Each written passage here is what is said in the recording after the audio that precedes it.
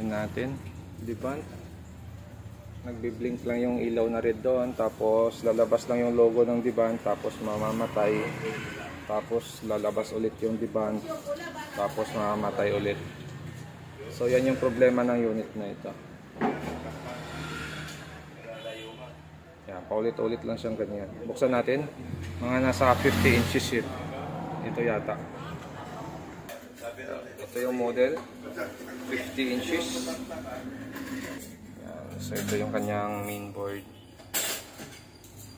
At may napansin kaagad tayo dito sa mainboard niya. So mapapansin natin yung kapasitor ng kanyang backlight. Yung supply sa ilaw niya ay medyo lobo na. So try natin to palitan. Baka ito lang yung problema. At kung bago lang kayo sa aking channel, huwag kalimutan mag-subscribe. Sa mga hindi pa nakapag-subscribe, subscribe na ng ating YouTube channel. Ito, natanggalan natin siya. So ang value nito ay yan, 350 volts na 10 UF. Dalawa yan, naka-parallel connection. So kapag naka-parallel yan, dadagdag yung UF natin. So magiging 20 UF na 350 volts. Okay, so hanap tayo. Kahit medyo mataas doon sa bracket na yon, pwede natin palitan siya.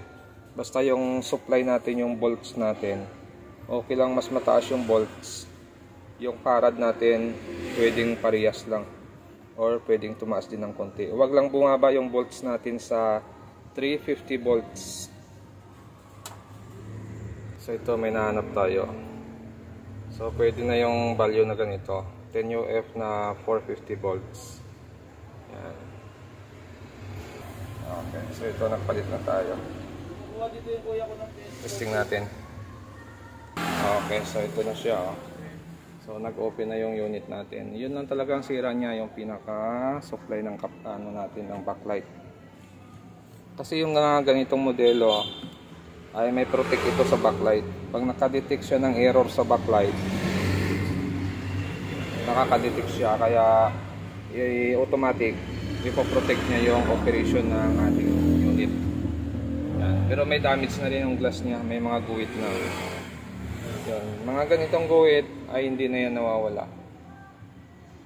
Yan. Dadami pa yan, pero hindi na yan nawawala. Lalo na sa mga ganito, frameless, walang side hook.